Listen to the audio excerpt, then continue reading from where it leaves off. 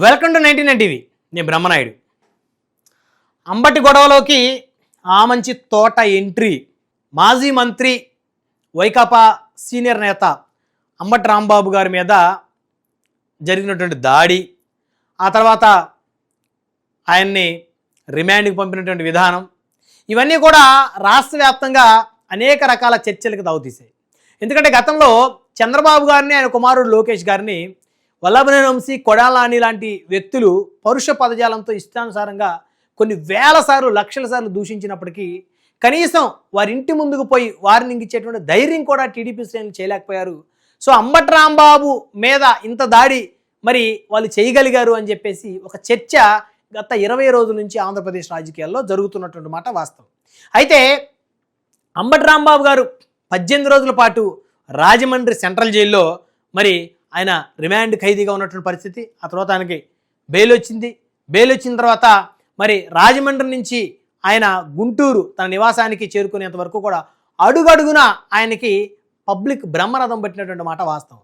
అప్పటి వరకు మంత్రిగా పనిచేసిన ఆయన ఉమ్మడి ఆంధ్రప్రదేశ్లో ఎమ్మెల్యేగా, అదేవిధంగా క్యాబినెట్ హోదాతో కూడినటువంటి కార్పొరేషన్ చైర్మన్గా పనిచేసినప్పటికీ, రాజశేఖర రెడ్డి గారికి అత్యంత ప్రీతిపాత్రుడైన ముద్ర ఉన్నప్పటికీ ఆయన గుంటూరు జిల్లా నాయకుడిగానే ఆయన పరిమితమైనటువంటి పరిస్థితి.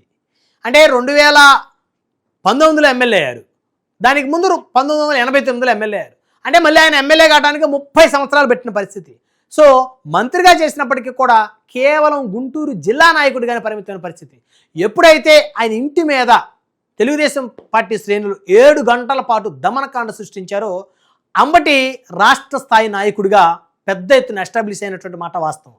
ప్రస్తుతం ఎక్కడ చూసినా అంబటి డిస్కషనే. ఎందుకంటే తాను ముఖ్యమంత్రి గారిని మాట జారిన తర్వాత తను క్షమాపణ చెప్పినప్పటికీ కూడా తనని చాలా దారుణంగా తన మీద జరిగినటువంటి దమనకాండ అనేటువంటి అంశం రాష్ట్ర వ్యాప్తంగా చర్చకు వచ్చింది. అదేవిధంగా స్థానిక గ్రంథాలయ చైర్మన్గా ఉన్నటువంటి ఎవరైతే మహిళ ఉన్నారో ఆవిడ అత్యంత నీచమైనటువంటి, హేయమైనటువంటి పరుష పదజాలం వాడిన తర్వాత ఆ వీడియోలు సోషల్ మీడియాలో చెక్కలు కొట్టిన తర్వాత కనీసం ఆవిడ మీద కేసు పెట్టి ఆవిడని రిమాండ్ కూడా పంపించేటువంటి ప్రయత్నం కూడా ప్రభుత్వం చేయలేకపోయింది అనేటువంటి అపవాదును మూట కట్టుకున్నటువంటి మాట వాస్తవం. ఎందుకంటే చట్టాలు అందరికీ సమానంగా ఉండాలి. అంబటి రాంబాబు గారి తల్లి అయినా, చంద్రబాబు గారి తల్లి అయినా ఒకటే. చంద్రబాబు గారి అమ్మగారు గొప్ప, అంబటి రాంబాబు గారు అమ్మగారు తక్కువ, లోకువ అనేటువంటి ఆ భేషజాలం ఈ రాజ్యాంగం ఎక్కడ రాయలేదు అనేటువంటి చర్చ కూడా తెర మీదకి వచ్చినటువంటి పరిస్థితి. సో కాబట్టి ఆయనకి చట్ట ప్రకారం ఆయన మీద యాక్షన్ తీసుకోవాలి, ఆ యాక్షన్ తీసుకున్నారు. కానీ దాడి అనేది ప్రజాస్వామ్యంలో చాలా తప్పు. ఎందుకంటే దాడులు, దౌర్జన్యాలు మరి ఎప్పుడైతే పెరుగుతాయో ప్రజల్లో ప్రభుత్వం మీద వ్యతిరేకత కూడా పెరుగుతుంది. శాంతి భద్రతలు ఎప్పుడైతే అదుపు తప్పుతాయో ప్రజలకి ప్రభుత్వం మీద నమ్మకం పోతుంది. సో ఇప్పుడు అంబటి రాష్ట్ర స్థాయి నాయకుడు అయ్యాడు. సో ఆయన ఇంటికి వైఎస్ఆర్ కాంగ్రెస్ పార్టీలో ఉన్నటువంటి పెద్ద పెద్ద నాయకులు అందరూ వచ్చారు. అదేవిధంగా పార్టీలకు సంబంధం లేకుండా కూడా వచ్చారు. మరి ఈరోజు చూస్తే వైసీపీలో ఉన్నటువంటి ఎమ్మెల్సీగా ఉన్నటువంటి తోట త్రిమూర్తులు గారు అంబటి రాంబాబు గారిని పరామర్శించడానికి నివాసానికి వచ్చారు. మరో పక్కన చూస్తే చీరాలకి చెందినటువంటి మాజీ చీరాల ఎమ్మెల్యే ఆమంచి కృష్ణమోహన్ గారు, ఆయన ప్రస్తుతం కాంగ్రెస్ పార్టీలో ఉన్నారు, ఆయన వైఎస్ఆర్సీపీలో లేరు, ఆయన కూడా వచ్చి మరి సంఘీభావం తెలిపారు, మరి అంబటిని పరామర్శించారంటే పరిస్థితి ఎంతవరకు వెళ్ళింది అనేది ప్రభుత్వం ఇంకా అర్థం చేసుకోలేకపోయినటువంటి పరిస్థితిలో ఉందని చెప్పొచ్చు. ఎందుకంటే మొన్న కందుకూరు ఘటన జరిగిన తర్వాత కాపు సామాజిక వర్గానికి చెందినటువంటి లక్ష్మీనాయుడు అనేటువంటి ఒక యువకుడిని కమ్మ సామాజిక వర్గానికి చెందినటువంటి మరొక వ్యక్తి, అంటే తనకు అప్పటి వరకు సన్నిహితంగా ఉన్నటువంటి వ్యక్తి కారుతో గుద్దించి తొక్కించి చంపిన తర్వాత ఆ అంశం ప్రభుత్వం దృష్టికి వెళ్ళడానికి 15 రోజులు పట్టింది. స్థానికంగా కేసు పెట్టినప్పటికీ ఎక్కడ మీడియా కూడా ఫోకస్ చేయలేదు. సో అసలు అవతల వ్యక్తుల్ని అరెస్ట్ చేసేటువంటి ప్రయత్నం కూడా చేయలేకపోయారు అనేటువంటి అపవాదు స్థానికంగా ఉన్నటువంటి ప్రభుత్వంలో ఉన్నటువంటి పెద్దలు కూడా ఎదుర్కొన్న పరిస్థితి. ఎప్పుడైతే తోట ఆమంచి వీళ్ళిద్దరు ఎంట్రీ అయ్యారో కందుకూరు ఘటన రాష్ట్ర వ్యాప్తంగా ఆ ఘటన ఒక్కసారిగా బగ్గుమంది.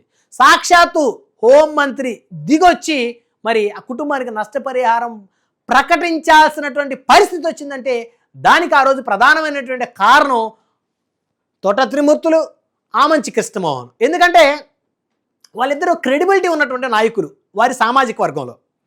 ఇండిపెండెంట్లుగా గెలిచినటువంటి చరిత్ర వారికి ఉంది.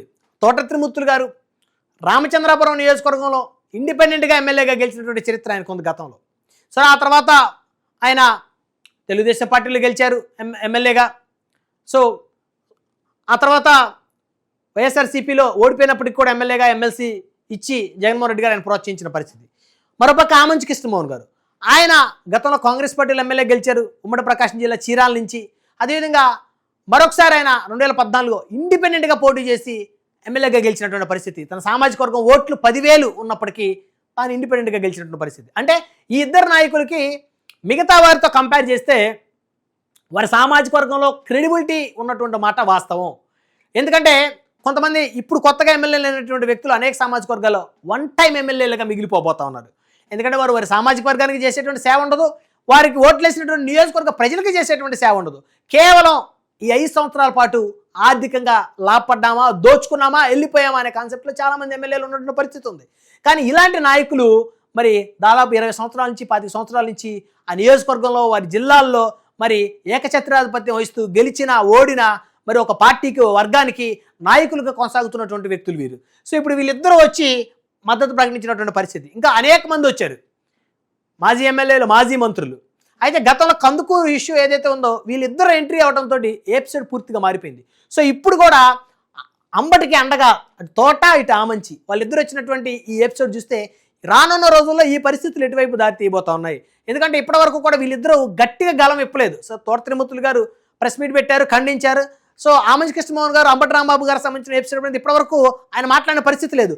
ఒకవేళ వాళ్ళు మాట్లాడాలి అని చెప్పేసి గనక గుంటూరు జిల్లాలో జరుగుతున్నటువంటి రాజకీయం గురించి, అదేవిధంగా అక్కడ జరుగుతున్నటువంటి కొన్ని సామాజిక వర్గాలకి సంబంధించి జరుగుతున్న అన్యాయాన్ని, 1-2 సామాజిక వర్గాలు చేస్తున్న పెత్తనాలని ఇలాంటి వాళ్ళు కనుక ఎండగట్టే ప్రయత్నం చేస్తే ప్రభుత్వానికి ఇది ఖచ్చితంగా ఒక ఎదురు దెబ్బ అవుతుందనేది ఖచ్చితంగా చెప్పొచ్చు. సో జిల్లాకి మాత్రమే పరిమితమైనటువంటి అంబటిని రాష్ట్ర స్థాయి నాయకుడిగా చేసినటువంటి ఘనత ఖచ్చితంగా తెలుగుదేశం పార్టీకి దక్కుతుందనేటువంటి చర్చ కూడా రాజకీయ వర్గాల్లో జోరుగా అయితే సాగుతోంది. సో మొత్తానికి అంబటి గొడవలోకి అయితే ఆమంచి తోట ఇద్దరు ఎంట్రీ అయ్యారు. సో వాళ్ళిద్దరు కూడా వారికి ఉన్నటువంటి వ్యూహాలు ఏవైతే ఉన్నాయో అవి ప్రదర్శించడంలో ఇద్దరు మరి ఒకరిని మించిన ఒకరు అని అయితే చెప్పాలి. మొత్తానికి ఏం జరుగుతుందో చూద్దాం ఈ ఎపిసోడ్.